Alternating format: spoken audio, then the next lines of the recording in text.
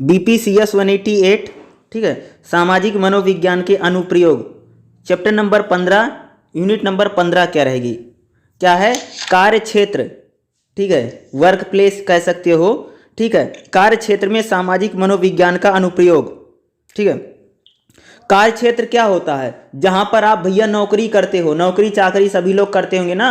अब किसान का कार्य क्षेत्र खेत हो सकता है, ठीक है, जवान का जो बॉर्डर पर है उनका शायद सेना के जो जवान है उनका बॉर्डर हो सकता है। तो मैंने मोस्टली कार्य क्षेत्र का मतलब हम यहाँ पर देखेंगे, जो कार्य क्षेत्र मोस्टली यहाँ पर कर्मचारी से रिलेटेड आएगा, जैसे सरकारी और प्राइवेट जो कंपनी होती ना, तो यहाँ पर हम बात करेंगे कार्यस्थल, ठीक है, कर्मचारियों का कार्य क्षेत्र से जुड़ाव। भाई कोई भी कर्मचारी होता है, कर्मचारी जहां पर आप नौकरी कर रहा है, ठीक है, कोई प्राइवेट कर रहा है या सरकारी, दोनों का मतलब एक ही है, ठीक है। तो उसका कार्य क्षेत्र से जुड़ाव कैसा है, ठीक है, सिंपल सा ये कह रहा है 15.3 में बोल रहा है कि जैसे आपका वर्कर है, ठीक है, वर्कर जो है उसका अपने काम या कार्य क्षेत्र से आप जुड़ाव कैसे करेंगे ताकि उससे अटैच रहे या उसमें भागीदार, निरस्ता ना बनी रहे। बहुत सारे लोग नौकरी करते हैं, अरे नौकरी ठीक ही नहीं लग रहा, नौकरी छोड़ देते हैं। बहुत लोगों तो नौकरी पर जाने का मन ही नहीं करता है, ठीक है, जबरदस्ती जा रहे हैं। तो वही मेरा कहने का मतलब है कि जो लोग नौकरी करते हैं, जो जॉब कर रहे हैं, उनका अपने कार्य क्षेत्र के प्रति नजरिया क्या है, ये उसका मनोविज्ञान हम देखेंगे भैया, वर्क प्लेस यानी कार्य क्षेत्र को लेकर के। और एक वैसे बहुत खास टॉपिक है नौकरियों में, एक प्रकार से आपकी मानसिकता क्या है, यानी जो लोग नौकरी कर रहे हैं उनके अपने कार्य क्षेत्र को लेकर के। मान लो कि एक महिला है, एक किसी कंपनी में काम कर रही, तो वो अपने कार्य क्षेत्र को लेकर के क्या सोचती है, उसकी मानसिकता, उसकी मेंटेलिटी क्या है, ठीक है, तो इसको देखेंगे। उसके बाद हम बात करेंगे 15.4 में प्रेरणा। 15.4 में आप देखेंगे प्रेरणा, प्रेरणा क्या होती है, ठीक है, अरे भाई प्रेरणा रहेगी तभी तो आप काम करने जाओगे, ठीक, यानी आपको कोई ना कोई क्या प्रोत्साहन दे, प्रेरणा मिलेगी तभी तो आपको जाओगे वहां पर काम करने के लिए।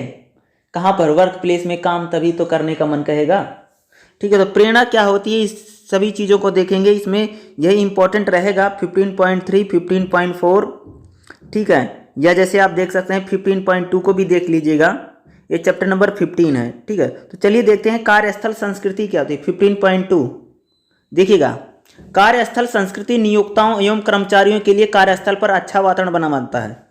नियोक्ता का मतलब समझते हो, जो कंपनी का मालिक है, ये जहां पर आप नौकरी करते, जो आपका बॉस है, कह रहा है भैया, पहली लाइन सिंपल सा कह रही है कि अगर हम जो कर्मचारी, कंपनी का मालिक है जहां पर, जो वहां जहां जिसके यहाँ पर आप नौकरी करते हो, अगर नियोक्ता जो मालिक है और जो कर्मचारी हैं, अगर उनके लिए एक अच्छा कार्यस्थल रहेगा तो बनाता है।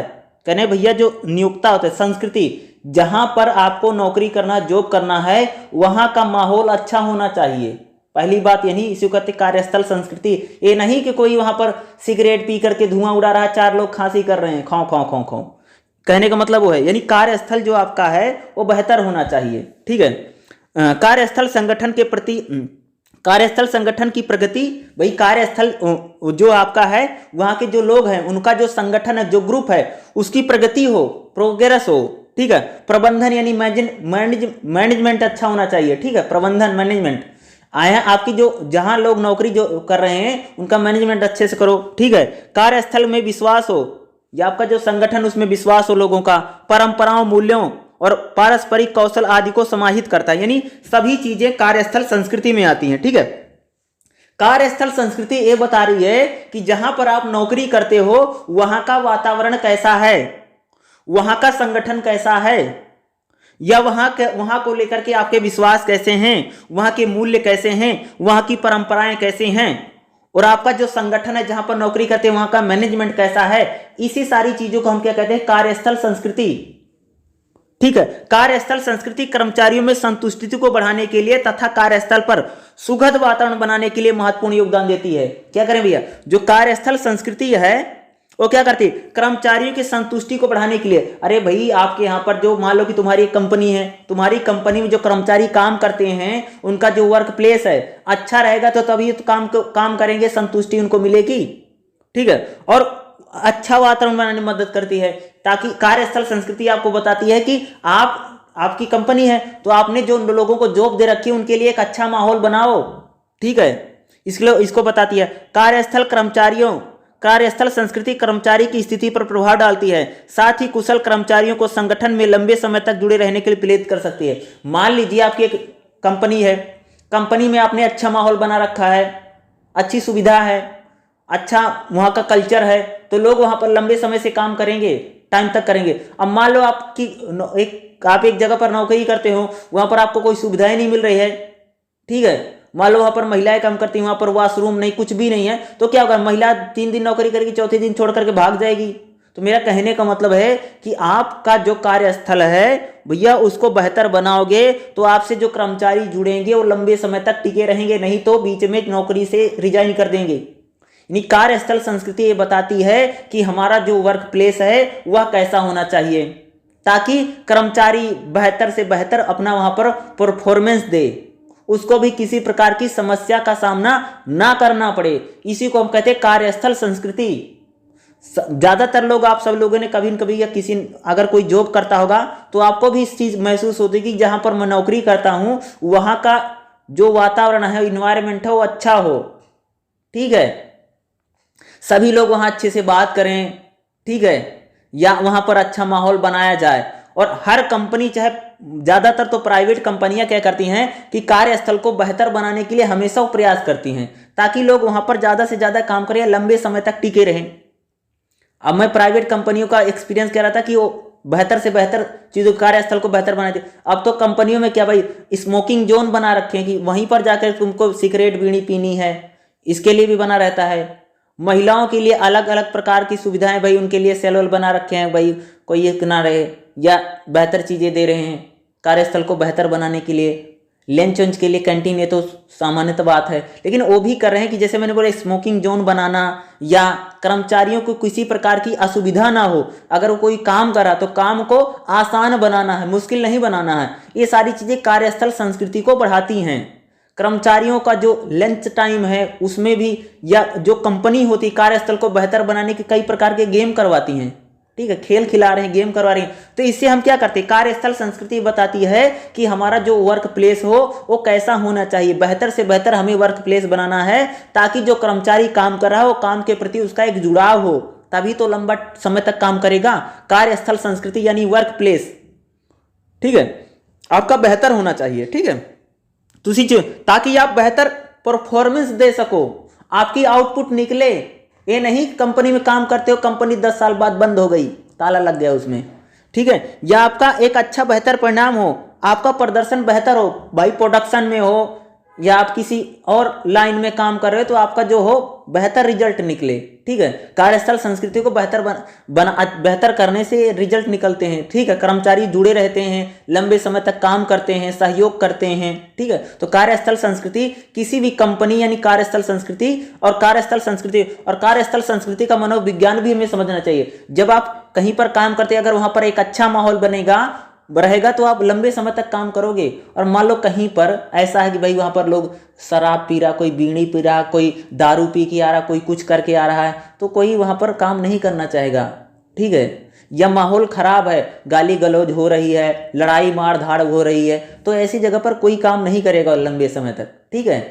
या आपको वहां पर कोई परेशान करता है, ठीक है, या अन्य प्रकार की वहां पर कोई असुविधा है, या लैट्रिन बाथरूम में कैसे वॉशरूम की असुविधा है, इस वजह से क्या होगा कि लोग वहां पर लंबे समय तक वर्क नहीं करेंगे, ठीक है। इसलिए कार्यस्थल को बेहतर बनाना एक जिम्मेदारी होती है किसी भी, चाहे कंपनी हो, चाहे सरकारी हो, चाहे प्राइवेट संस्थान हो, सबकी। प्राइवेट संस्थान तो बेहतर बनाने के लिए हमेशा कार्य करते हैं, ठीक है। तो कार्यस्थल संस्कृति इसी को बोला जाता है, ठीक है। अब बात करेंगे कर्मचारियों के कार्य में जुड़ाव। भैया कर्मचारी जो हमारा है उसका कार्य से जुड़ाव हम कैसे जोड़ें। अब भाई कोई भी आदमी है जो नौकरी कर रहा है वो अपनी नौकरी के प्रति अपना जुड़ाव कैसे स्थापित करे, यानी वो नौकरी के प्रति हमेशा सजग सतर्क रहे, या उसको बेहतर तरीके से ले, पॉजिटिव ले, काम बेहतर अच्छा करे। देखो कर्मचारियों का कार्य एवं कार्यस्थल से जुड़ाव इस बात का परिणाम है कि कर्मचारी अपने कार्यस्थल पर कैसा महसूस करते हैं। अगर कर्मचारी अपने काम में बहुत लगन से काम करता है, बहुत मेहनत करता है, इसका मतलब है उसका जो कार्यस्थल है वो बहुत अच्छा है। सिंपल सा बात है कि अगर कोई भी कर्मचारी है, कंपनी कहीं भी काम करता है, आप कहीं पर भी नौकरी करते हैं, अगर आप अपने काम के प्रति आपका जुड़ाव है, आप बहुत लगन से और आप बहुत मन से काम करते हैं, तो आपका क्या होगा, कार्यस्थल बहुत अच्छा बेहतर रहेगा, ठीक है। यह सफल कंपनी की संस्कृति और बेहतर कर्मचारियों को क्या करता है, संदर्भित करता है। ठीक है, व्यस्त कर्मचारियों से यह पता चलता है कि सभी कर्मचारी उत्साहपूर्वक नौकरियां और संस्कृति में शामिल है। मान लो कि अगर आप में आपकी कंपनी में कोई कर्मचारी है, बहुत उससे कर रहा है, बहुत खुशी से काम कर रहा है, या कह सकते हो कि बहुत भाई उसमें अगर वो काम करने में व्यस्त है कर्मचारी, या अपने काम को वो बहुत कह सकते कि बहुत बेहतर काम कर रहा है, या अपने काम के प्रति अगर उसका डेडिकेशन है, ठीक है, कर्मचारी का, तो इसका मतलब ये सारी चीज़ें बताती हैं कि उसका जो कार्यस्थल है वो बहुत बेहतर है। जब एक अच्छा कार्यस्थल देंगे तभी आदमी, जो आपके कर्मचारी हैं, वर्कर हैं या एम्प्लॉय कह सकते हैं, यहाँ पर एम्प्लॉय वर्ड यूज करना, ठीक है, जो आपके एम्प्लॉय हैं या जो कर्मचारी हैं वो बेहतर काम करेंगे। आपको एक अच्छा माहौल उनको देना पड़ेगा। ठीक है, कर्मचारियों के कार्यस्थल से जुड़ाव बताता है कि वहां का कार्यस्थल कैसा है। अगर कर्मचारी अपने काम से या कार्यस्थल के प्रति अगर वह जुड़ाव महसूस करते हैं तो इसका सिंपल सा मतलब है कि वहां पर उनका जो माहौल है या जो कार्यस्थल है, वहां का वातावरण या वहां का जो इन्वायरमेंट है वो बहुत अच्छा है या बहुत बेहतर है। ठीक है, देखो, कार्यस्थल से उत्साहपूर्वक जुड़े हुए कर्मचारी विभिन्न विशेषताएं प्रकार, यानी जो कार्यस्थल से उत्साहपूर्वक जुड़े कर्मचारी होते हैं उनमें विभिन्न प्रकार की विशेषताएं होती हैं। क्या होती है, देखो, बहुत अधिक उत्पादकता। अगर कर्मचारी का कार्यस्थल बहुत अच्छा है तो वो उसका जो प्रोडक्शन होगा या उत्पादकता, अगर वो कोई काम को कर रहा है तो उसमें वो हमेशा इंप्रूवमेंट दिखाई देगा। ठीक है, दूसरा, निवेश और योगदान में लाभ होगा। अगर आप कार्यस्थल अच्छा बेहतर बना रहे हैं तो आपको निवेश जो है आपको ज़्यादा से ज़्यादा लाभ होगा। संगठनात्मक संस्कृति में योगदान देगा, आपका जो संगठन है या आपका जो मैनेजमेंट बहुत अच्छा होगा। उच्च प्रदर्शन होगा, यहाँ के जो कर्मचारी, अगर आपका कार्यस्थल अच्छा है तो सभी जो कर्मचारी होंगे वो पॉजिटिव तरीके से काम करेंगे और आपकी जो कंपनी होगी, आपका जो काम होगा वो बहुत अच्छा, यानी हाई वहां पर रिजल्ट आपको मिलेगा। सहकर्मियों का समर्थन होगा, अगर आपका कार्यस्थल अच्छा रहेगा तो वहां पर जो एम्प्लॉय होंगे एक दूसरे को क्या करेंगे, बहुत ज्यादा सपोर्ट करेंगे। ठीक है, बहुत ज्यादा एक दूसरे की मदद करेंगे, बहुत ज्यादा सपोर्ट करेंगे। अपेक्षाकृत व्यवहार, वो लोग क्या करेंगे, अच्छा से अच्छा एक दूसरे के साथ व्यवहार करेंगे या एक दूसरे को बेहतर तरीके से समझेंगे। ठीक है, तो अपेक्षा के कार्य संलग्नता, अपने काम में क्या करेंगे, अपना जो काम करेंगे उसमें बहुत लगन से काम करेंगे, बहुत डेडिकेशन से वर्क करेंगे। ठीक है, अगर एक अच्छा माहौल आप देंगे कर्मचारियों को तो कर्मचारियों में इस प्रकार की चीजें आपको दिखाई देंगी।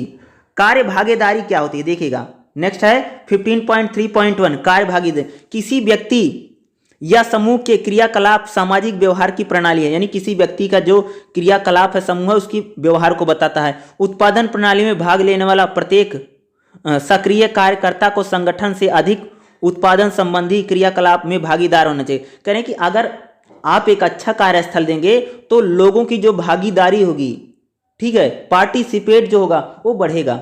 भाई मान लीजिए आप कहीं पर जॉब करते हैं, कहीं पर नौकरी करते हैं, अगर आपका कार्यस्थल अच्छा है तो आप हर एक काम में क्या करेंगे, भाग लेंगे, यानी आप हर एक काम में क्या करेंगे, आपका उस दिखाई देगा, हर एक काम में आप बहुत दिलचस्पी लेंगे, पार्टिसिपेट हर एक चीज में करेंगे। ठीक है, कार्य भागीदारी में कर्तव्य को निभाने के लिए भावनात्मक लगाव को समर्पण शामिल है। संगठन में कार्य में भागीदारी कर्मियों कार्यों स्थल पर समस्या को हल करते हैं, कौशल हासिल करते हैं और नए अभिनव विचारों को उत्पन्न करते हैं। रोजगार की भागीदारी का मतलब है प्रतिनिधित्व की बजाय निर्णयों को प्रभावित करने के लिए कर्मचारियों की क्षमता के साथ कर्मचारी की भागीदारी है। कुछ प्रचलन प्रणाली निर्धारक हो सकती है। रोजगार की नीति, कह रहे हैं कि अगर कार्यस्थल बेहतर होगा तो आपके जो एम्प्लॉय होंगे हर एक काम में उनका पार्टिसिपेट ज़्यादा होगा या बढ़ेगा। भाई कोई भी व्यक्ति है, आप कहीं पर नौकरी कर रहे हैं, ठीक है, कहीं पर नौकरी करते हो तो वहां पर अगर आपका माहौल अच्छा बने रहेगा तो वहां पर मान लो कि आप कहीं पर जॉब करते हो, नौकरी करते हो, वहां पर मान लो कि अगर कोई खेल हो रहा है, कोई गाने का कंपटीशन है या कुछ अन्य एक्टिविटी हो रही हैं, अन्य क्रियाकलाप हो रहे हैं, तो उसमें आपकी भागीदारी दिखाई देगी। आप ज्यादा से ज्यादा चीजों में भागीदार होंगे, यानी कार्य भागीदारी आपकी बढ़ेगी। आप अगर प्रोडक्शन में काम करते तो आपका प्रोडक्शन बेहतर होगा, उत्पादन बढ़ेगा। आप मार्केटिंग में हैं या आप सेल्स में हैं, किसी भी डिपार्टमेंट में अगर आप काम करते हैं तो आपकी जो भागीदारी होगी वह लगातार बढ़ेगी। यानी कार्यस्थल को अगर हम बेहतर बनाते हैं तो हमारा जो एम्प्लॉय है उसकी भागीदारी हमें पॉजिटिव दिखाई देती है, वो हर एक काम में काम करेगा। दूसरा, प्रतिबद्धता।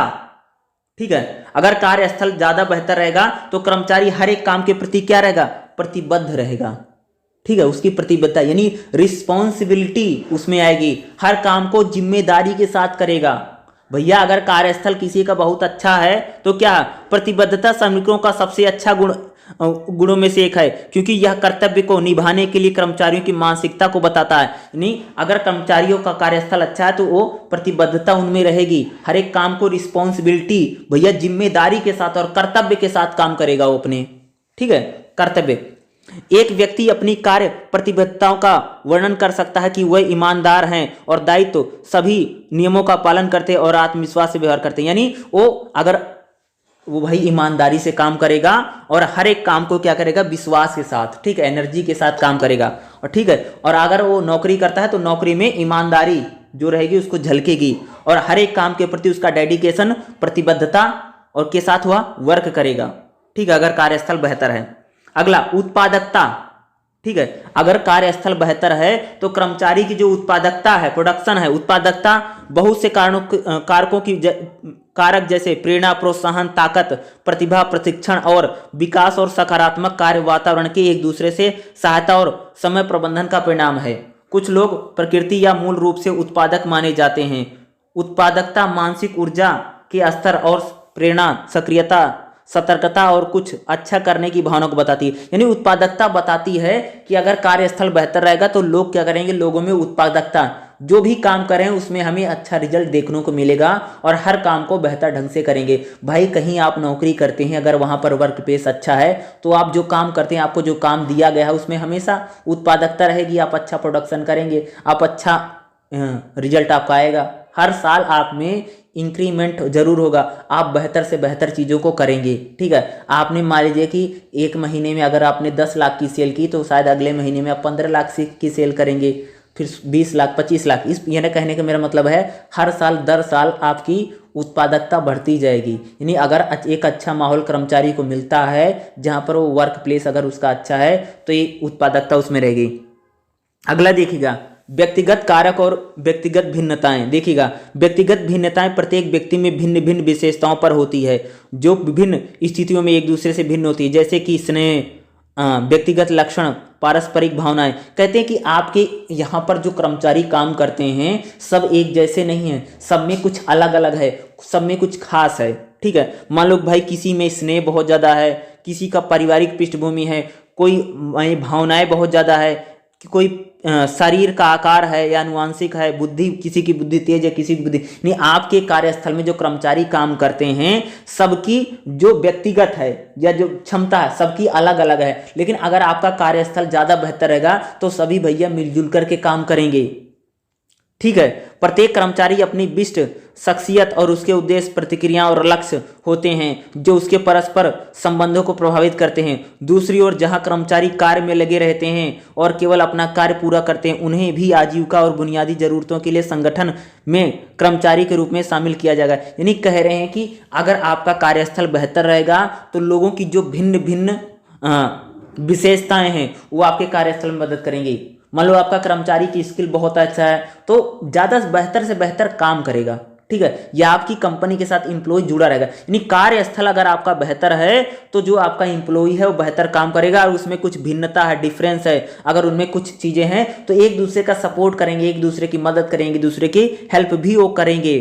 ठीक है, उनमें भी जो विशिष्ट शख्सियत है, उनके उद्देश्य, प्रतिक्रिया, लक्ष्य जो हैं वह कंपनी को ध्यान में रख के काम करेगा। ठीक है भाई, उसको परिवार की जरूरत है, उसको घर चलाना है, लेकिन वो साथ घर चलाने के साथ साथ कंपनी को भी एक जिम्मेदारी पूर्वक चलाएगा अगर उसको एक अच्छा माहौल मिलता है और एक अच्छा वातावरण अगर उसको वर्क प्लेस में मिलता है, यानी कार्यस्थल में उसको। ठीक है, उसके बाद हम बात करेंगे प्रेरणा। ठीक है, तो यहाँ पर देखिए क्या है प्रेरणा। देखिएगा, प्रेरणा वह प्रक्रिया है जो वास्तव में जीवन के सभी पहलुओं में सहायक होती है। नहीं, प्रेरणा कहते हैं लाइफ में अगर आप कोई भी काम करोगे ना तो प्रेरणा आपके लिए बहुत मददगार है। अगर आपको काम करने की प्रेरणा रहेगी, यानी जीवन में जो है प्रेरणा सभी चीज़ें सहायक है। प्रेरणा व्यक्ति की आवश्यकता को पूरा करने को आगे बढ़ा। मान लीजिए आपको कोई काम कर रहे हो तो अगर आपको मन में लगन है, लगन या प्रेरणा कहते हैं रहेगी तो आप काम को बेहतर करेंगे। एक व्यक्ति को समाज, जीवन शैली और संस्कृति मूल्यों एवं प्रभाव के माध्यम से सभी इच्छाएं पूरी करने में सहायता मिलती है। प्रेरणा को दो प्रकार से वर्गीकृत किया जा सकता है, बाहरी प्रेरणा, आंतरिक। देखो प्रेरणा एक प्रकार का जो बोलते नहीं, आज तो बहुत सारे लोग करते हैं ना मोटिवेशन, ठीक है। जिसे मोटिवेट करना क्या होता है भैया, बहुत सारे लोग बाहर से प्रेरित करते हैं, बहुत सारे लोग वीडियो देख रहे हैं भैया, ठीक है। उनको पेपर देना है, किसी को आईएएस देना, किसी को आईपीएस देना है, तो वीडियो देख रहे हैं। कोई संदीप महेश्वरी का वीडियो देख रहा है तो कोई किसी का वीडियो देख रहा है, ठीक है। क्या नहीं, मोटिवेशन ले रहे हैं।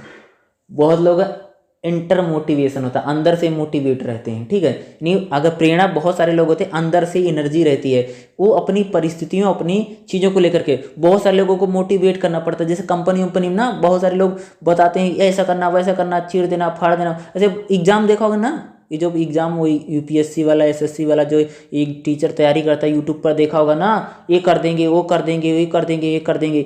यानी कहने का सिंपल सा मतलब है, उनको जिन लोगों को पढ़ा रहे हैं ना वो बिल्कुल नीरस लोग हैं, उनमें कोई रस नहीं बचा, उनको उत्साह एक प्रकार से उनको झटका देना पड़ रहा है, ठीक है। कहने का मतलब ये है, नहीं मेरा कहने का मतलब है इस देश में जितने लोग परीक्षाओं की तैयारी कर रहे हैं उनमें कोई रस नहीं बचा है, ठीक है। यानी वो बिल्कुल जैसे मरी आत्मा है उस टाइप के लोग हैं, इसलिए उनको इतना मोटिवेट करना पड़ रहा कि भैया उठो उठो उठो, तुमको करना है, तुमको लड़ना है, तुमको नंबर लाना है, ये करना है, वो करना है, ये करना है, इस प्रकार की बातें। यानी देखो जीवन में हर चीज़ में प्रेरणा की ज़रूरत होती है, तो मैं उसको बता रहा हूँ। यानी ये बाहर का मोटिवेशन है जिनको दिया जाता है, ज़्यादातर आप देखते हो यूट्यूब चैनल पर वो टीचर उचर उनको देते रहते हैं, भाई मोटिवेट करते रहते हैं। मोटिवेशन हर इंसान को ज़रूरत पड़ती है, लेकिन भाई कुछ लोगों को ज़रूरत नहीं पड़ती है, किस लोगों को ज़्यादा पड़ती है। बहुत सारे लोग अंदर से मोटिवेट रहते हैं। यानी प्रेरणा जो होती है हमारे लिए बहुत इंपॉर्टेंट है, ठीक है। क्या मैंने बोला कि आपके लिए जो प्रेरणा है वो बहुत इंपॉर्टेंट है। अब मान लो हम यहाँ पर कार्यस्थल की बात कर रहे हैं, तो भाई कार्यस्थल पर ऐसे बहुत सारे कर्मचारी होंगे जिनको डेली मोटिवेट किया जाता होगा, भैया हमारा ये टारगेट है, इस साल तो हमें 5 लाख की सेल करनी है या 10 लाख इस महीने में। इस प्रकार से कंपनियां टारगेट रखती है ना, तो कार्यस्थल में, यानी कार्यस्थल में जो लोग काम करते हैं उनको एक प्रकार से प्रेरणा की बहुत ज़्यादा ज़रूरत है, इसलिए यहाँ पर प्रेरणा की हम बात कर रहे हैं, ठीक है।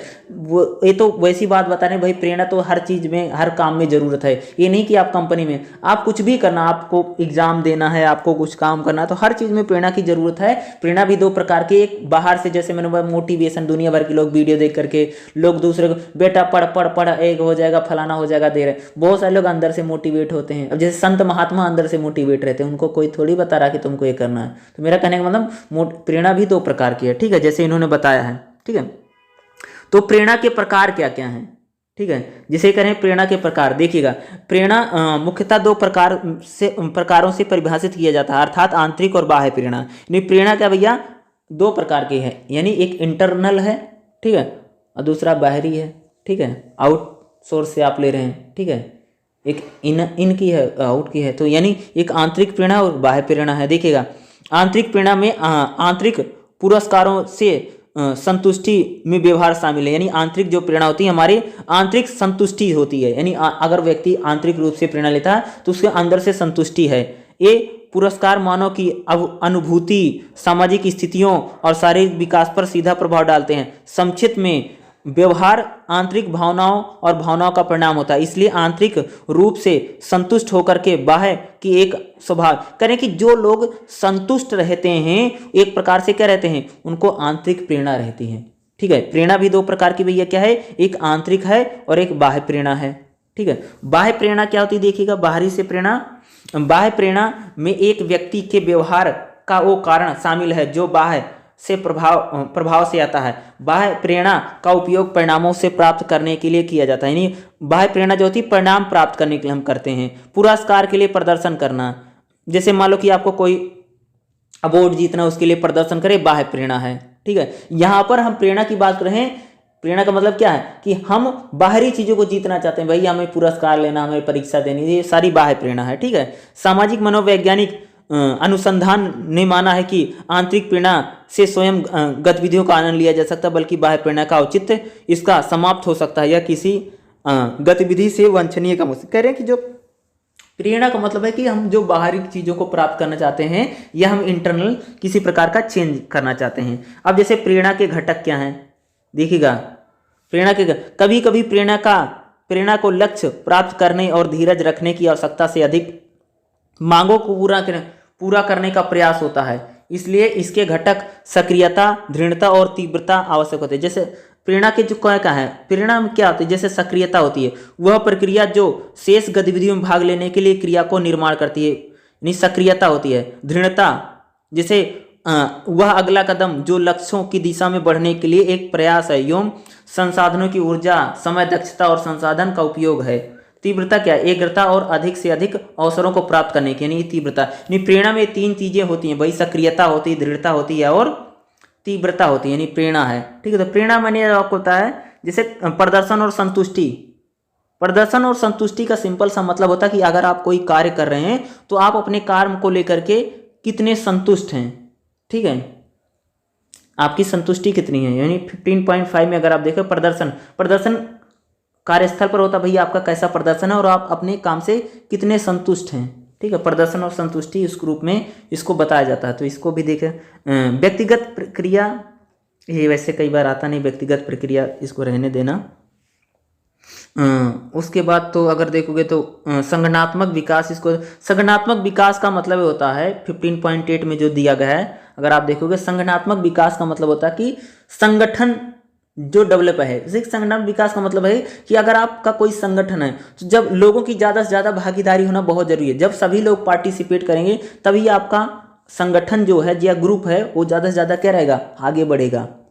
विकास इसी को बता दें, यानी आप संगठन जो आपका है, पूरा जो ग्रुप है या आपकी जो पूरा वो जितने लोग हैं उसका सभी लोग अगर उसमें योगदान देंगे, नेतृत्व जो आपका, ठीक है, नेतृत्व आपका जो है उसको बताता है। ठीक है, ये सभी लोगों का पार्टिसिपेशन या इम्पोर्टेंट है तभी उसका विकास होगा। तो इसको देखिएगा, जैसे ये हो गया 15.9 में इसका सारांश आ गया है। लेकिन इसमें जो आपसे पूछा जाएगा कार्यस्थल संस्कृति, ठीक है, या कार्यस्थल संस्कृति को हम कैसे बढ़ा सकते हैं, ठीक है, या प्रेरणा क्या है, ये इंपॉर्टेंट हो सकता है जो चीज़ मैं बता रहा हूँ। ठीक है, अगर इस चैप्टर में बताऊँ तो मैं तो देखना इसमें से जैसे आपका ये था, बता देता हूँ भाई। ठीक है, यहाँ पर चलिएगा ऊपर में। ठीक है, यहाँ पर देखिए 15.3 कर्मचारियों के साथ जुड़ाव और 15.2 इसको पढ़ लेना, और जो आपका 15.4 है प्रेरणा, ये आपके लिए इंपॉर्टेंट हो सकता है। इसमें से आपसे एग्जाम में पूछे जा सकते हैं। तो इनको जो मैंने बताया इनको पढ़ करके जरूर जाना है और इनको देख के जरूर जाना है। ठीक है, देखिएगा नेक्स्ट चैप्टर आ गया है। ठीक है, नेक्स्ट हमारा जो चैप्टर है चैप्टर नंबर 16 है, चैप्टर नंबर 16 आ गया। ठीक है, इसमें अगर आप देखोगे जैसे इन्होंने पूछा खेल के बारे में इसमें पूछा जाएगा। ठीक है, देखो एक चीज़ इसमें जो 16.4 में खेल प्रेरणा, भाई जो अगर आप कोई खेल खेलते हैं तो उसमें भी आपको प्रेरणा की बहुत ज़्यादा ज़रूरत है। ठीक है भाई, आपको कोई ना कोई प्रेरित करना, भाई खिलाड़ी को प्रेरणा की ज़रूरत होती है ना भाई, खिलाड़ी को भी एक प्रकार सा मोटिवेशन चाहिए, तभी तो बेहतर से बेहतर खेल में प्रदर्शन करेगा। खेल प्रेरणा आप समझ सकते हैं, यानी खिलाड़ियों को ज़्यादा से ज़्यादा हम क्या करें, मोटिवेट करें ताकि वो अपने खेल में अच्छा से अच्छा या बेहतर से बेहतर क्या परिणाम दे सकें। ठीक है, तो जैसे हम इसमें जो देखेंगे 16.3, ठीक है, खेल में टीम निर्माण। ठीक है, खेल में टीम निर्माण क्या होता है, इसमें एक और चीज पॉइंट रहेगा, इसको जरूर पढ़ के जाना आपको। ठीक है, इसमें क्या पढ़ के जाना है, कोच एथलीट संबंध। कोच एथलीट जो संबंध है एक किस प्रकार से होते हैं, जो मैं बता रहा हूँ इसमें पूछा जा सकता है, इसलिए मैं बता रहा हूँ। ठीक है, या साथियों के साथ संबंध, यानी खिलाड़ी जो होते हैं उनके साथियों के साथ किस प्रकार से संबंध होते हैं, जो मैं बता रहा हूँ उस पढ़ के जाना है। 16.3, 16.6 और 16.7। ठीक है, ये इंपॉर्टेंट हो सकते हैं, कई बार ये एग्जाम में पूछा जा सकता है। टीम प्रदर्शन संवर्धन, यानी टीम का प्रदर्शन कैसे बेहतर हो सकता है। भाई अगर मान लो कि आप इंडिया टीम से खेल लो, क्रिकेट की इंडियन टीम से खेलते, क्रिकेट खेलते हो, टीम इंडिया से हो, और उसमें क्या है 11 प्लेयर हैं। ठीक है, तो टीम का प्रदर्शन कैसे बढ़ेगा, जब सभी लोग अपना योगदान देना, 11 के 11 खिलाड़ी जब सभी लोग अच्छा प्रदर्शन करेंगे तभी तो टीम का प्रदर्शन बढ़ेगा। और खेल प्रेरणा बताती है कि हम जो खिलाड़ी हैं, जो प्लेयर हैं हमारे, उनका हमें किस प्रकार से कहें, यानी हम उनमें एक प्रकार से क्या उसमें प्रेरणा भरें, तभी तो बेहतर से बेहतर खेलेंगे जो हमारे खिलाड़ी होंगे। ठीक है, कोच और एथलीट संबंध, एथलीट का मतलब क्या होता है, प्लेयर जो खेलने वाला, खिलाड़ी मान सकते हो। ठीक है, या जो कोच है, कोच एथलीट में किस प्रकार से संबंध होने चाहिए, ये भी आपके लिए इंपॉर्टेंट होता, पूछा जा सकता है। ठीक है, या एक साथियों के साथ संबंध का मतलब समझते हो कि जो खिलाड़ी है, ठीक है, जो खिलाड़ी है उसका संबंध अपने दूसरे जो खेलते हैं लोग वही खेल, मान लो कि आप क्या खेलते हैं, फुटबॉल खेलते हैं, फुटबॉल, ठीक है, दूसरा भी फुटबॉल खेलता है, दूसरा भी व्यक्ति है फुटबॉल ही खेल रहा, तो उसके साथ आपका कैसा रिलेशन होना चाहिए। मान लो आप फुटबॉल खेलते हैं, दूसरा हॉकी खेलता है, ठीक है, तो उसके साथ आपके कैसे रिलेशन या संबंध होने चाहिए, उनको यहाँ पर बताया गया है कि साथियों के साथ आपके कैसे संबंध होना चाहिए। ठीक है, तो चलिए इसको हम देखते हैं।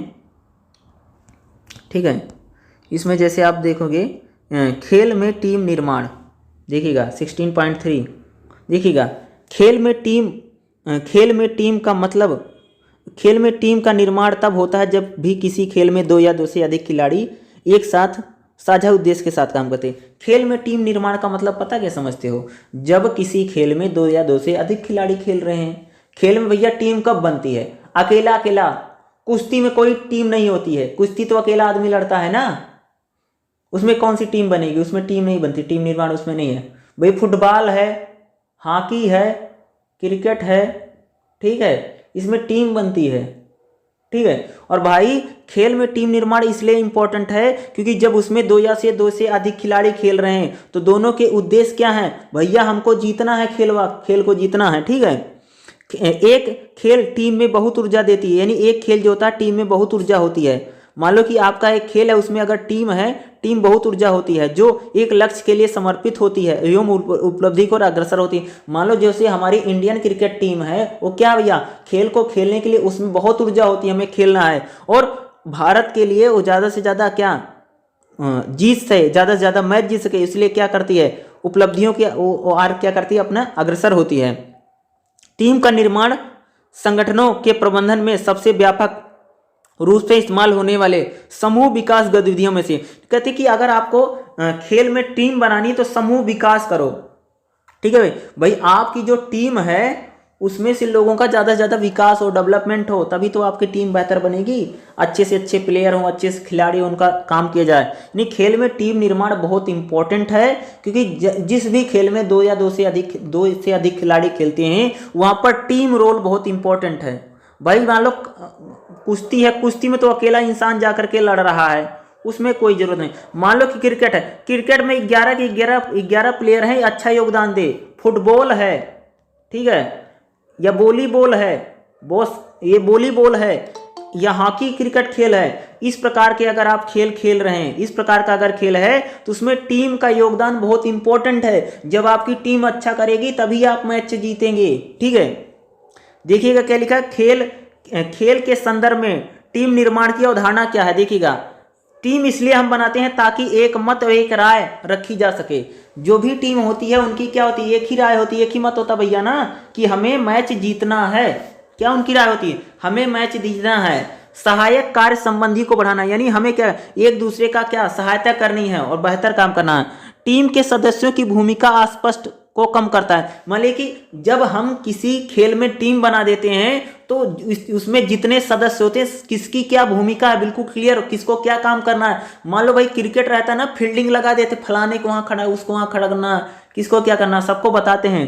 टीम के समस्याओं के समाधान में सहयोग करता है। मान लो अगर आपकी टीम होती है, अगर उसमें क्या करते हैं, अगर आपको टीम निर्माण रहेगी तो किसी प्रकार की अगर समस्या होगी तो एक दूसरे के क्या हम उसको सोल्व करना है। उसके बाद हम देखेंगे मनोवैज्ञानिक हस्तक्षेप। भाई कोई भी अगर खेल होता है तो उसमें एक साइकोलॉजिकल प्रेशर बहुत पड़ता है खिलाड़ियों पर।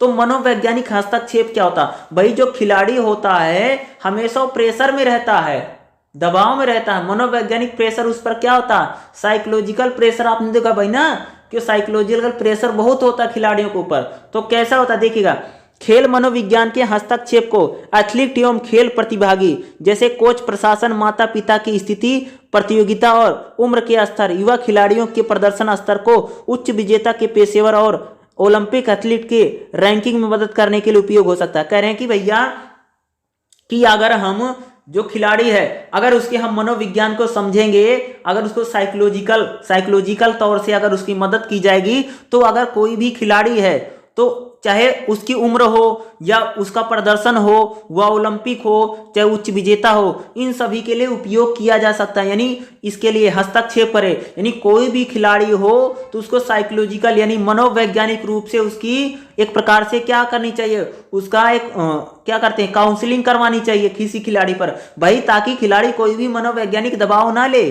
ठीक है, खेल मनोविज्ञान की उपलब्धि को उत्कृष्ट प्रदर्शन और एथलीट के कल्याण के उपयोगी समझा जाता। अगर खेल मनोविज्ञान में अगर जो उपलब्धि होगी वो जो एथलीट होगा उपयोगी हो सकता। मान लो अगर कोई खिलाड़ी है खेल में जीत रहा है तो उसका जो साइकोलॉजी जो होगी या कह सकते हैं उसका जो माइंड होगा वो बहुत बेहतर होगा या उसमें उत्साह भरा रहेगा, जो खेल प्रतिभागी के विकास और सामाजिक पहलू और खेल सेटिंग और खेल संगठन से जुड़े मुद्दों को भी संबंधित होता है। यानी करें कि भाई मनोवैज्ञानिक जो हस्तक्षेप होता है वह खिलाड़ी जो रहेगा वो अपने खेल में बेहतर प्रदर्शन कर सकता। मान लो कोई प्लेयर है, ठीक है, मान लो कि जब वो खेलने जाता है तो एक प्रकार से अंडर प्रेशर हो जाता है, ठीक है, बहुत अंडर प्रेशर खेलता, बहुत दबाव है उस खिलाड़ी के ऊपर।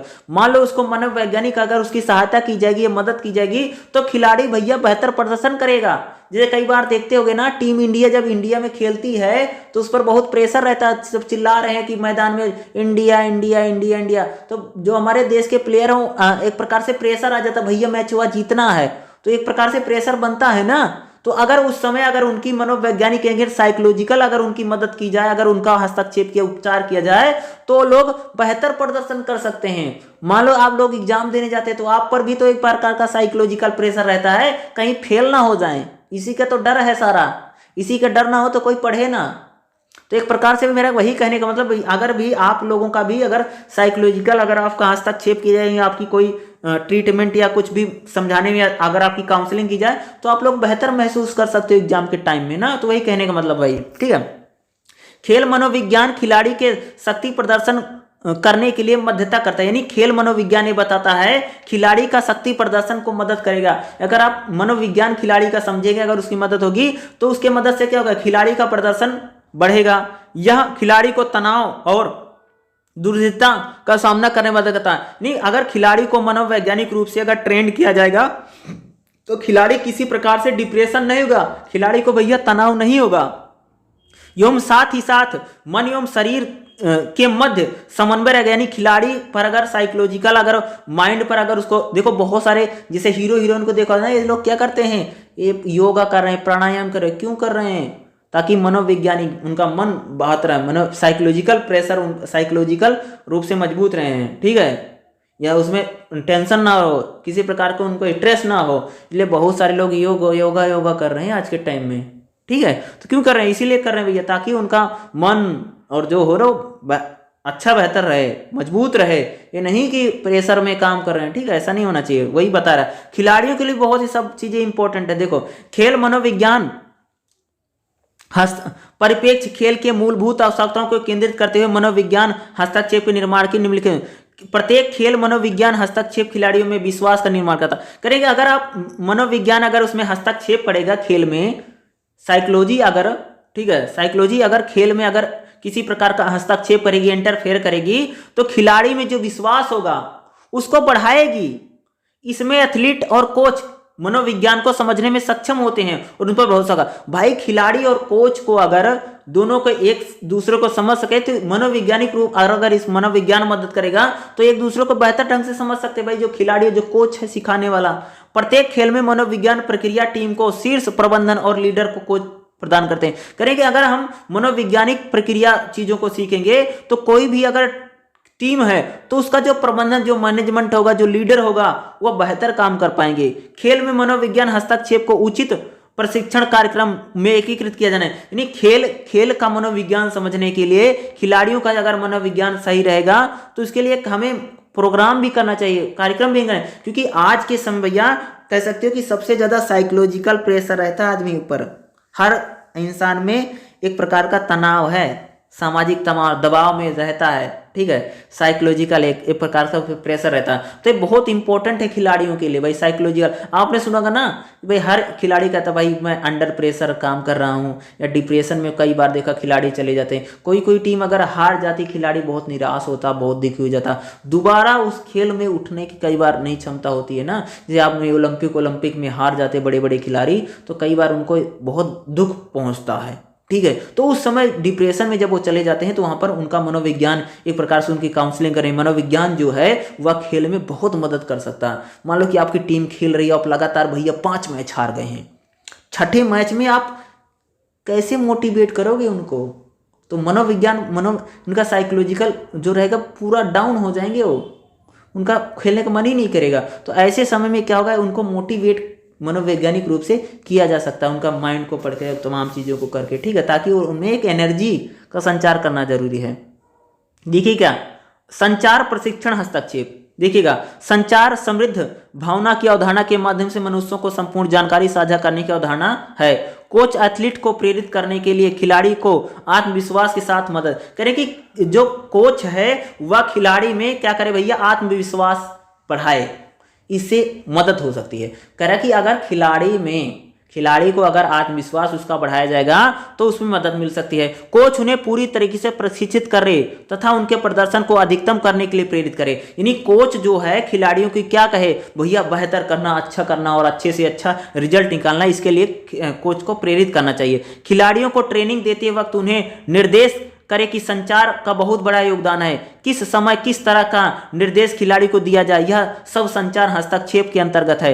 इस प्रशिक्षण में संचार कौशल सक्षम और देखभाल ज्ञान में वृद्धि के हो सकते हैं और उनकी भलाई कर सकते हैं। यानी संचार का मतलब कि जो खिलाड़ी है, जो कोच उनको ट्रीट कर रहा है, कि बीच बीच में जो कोच है वह खिलाड़ी से बात करे। आपने देखा बहुत सारे खेलों में जो होता ना, जैसे मान लो क्रिकेट का खेलते रहते खिलाड़ी, बीच में जब टी ब्रेक होता है या लंच ब्रेक होता है, या बीच में देखो अगर कोई खेल चल रहा है तो बीच में देखते नहीं हो कि वो बीच बीच में जाकर के जो कोच होता है खिलाड़ी को जाकर के बताता, भैया फील्डिंग ऐसा करना वैसा करना। तो कह रहे हैं कि अगर बीच में, खेल के बीच में अगर प्रशिक्षण दिया जाए, देखो अगर कई बार जो कुश्ती होता रहता है, कुश्ती में जैसे वो गिर गया है, बीच में होता नहीं 2 सेकंड का, तो तुरंत जाकर उसके कान में पता नहीं क्या बोल देते हैं, देखा होगा ना, खेल में होते हैं ना। तो वही है कि जब खिलाड़ी खेल रहा है तो उसके बीच में अगर कोच जो कम्युनिकेशन करेगा, अगर उनके कुछ टिप्स देगा, तो खिलाड़ी का जो मनोबल है वो बेहतर रहेगा।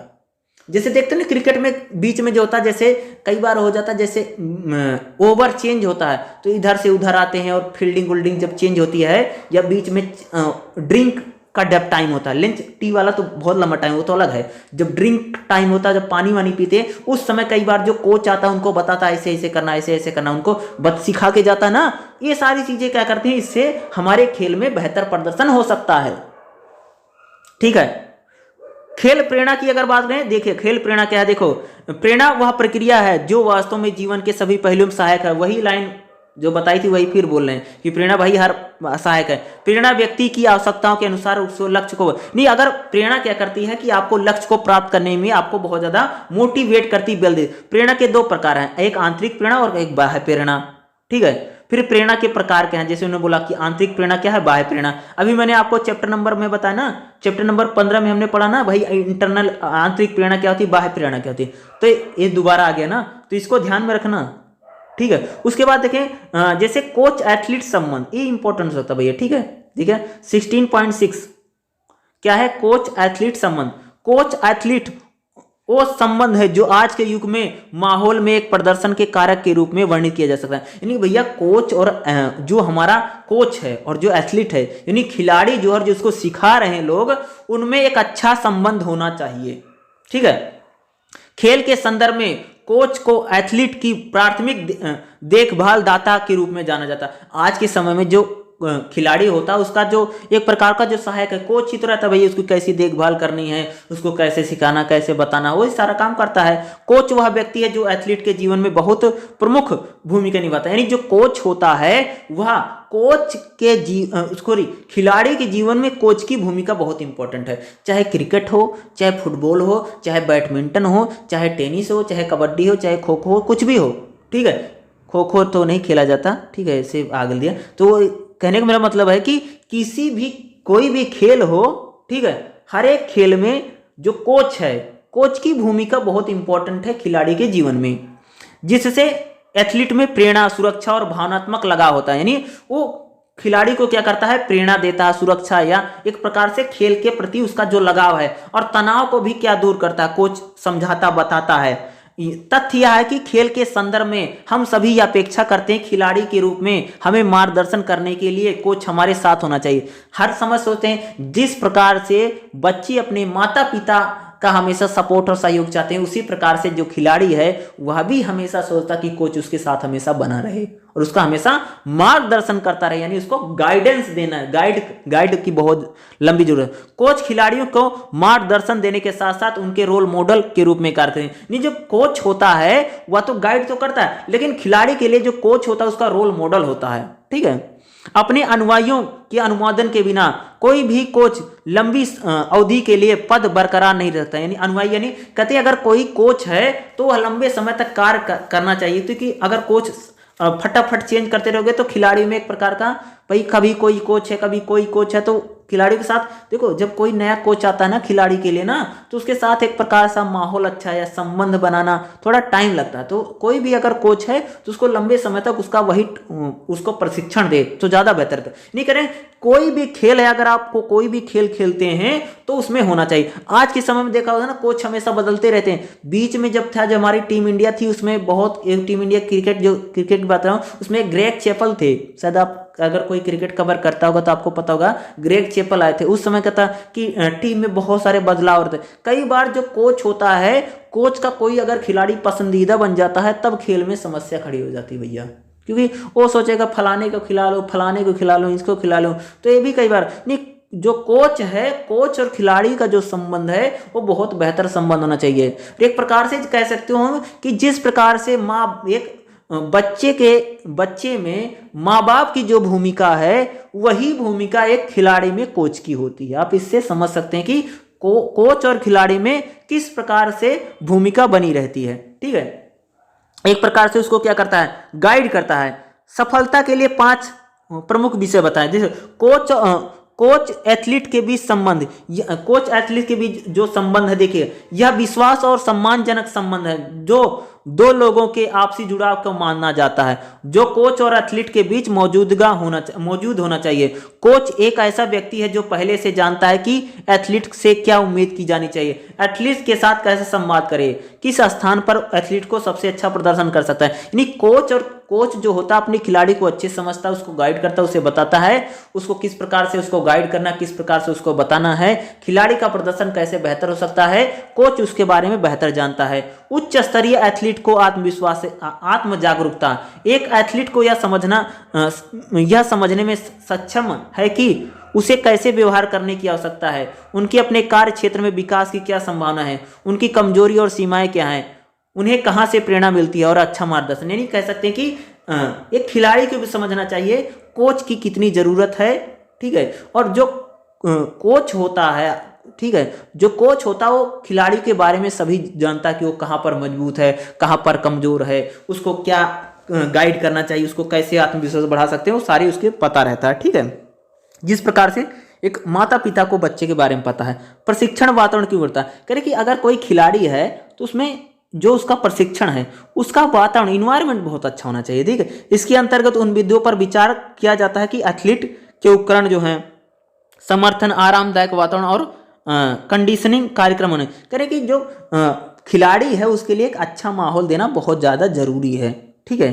प्रतिस्पर्धा के माहौल में प्रबंधन की योजना, मान लो कि कोई कंपटीशन हो रहा है, वहां पर उसका मैनेजमेंट बहुत अच्छा होना चाहिए, तभी खिलाड़ी और कोच का जो संबंध होगा बेहतर होगा।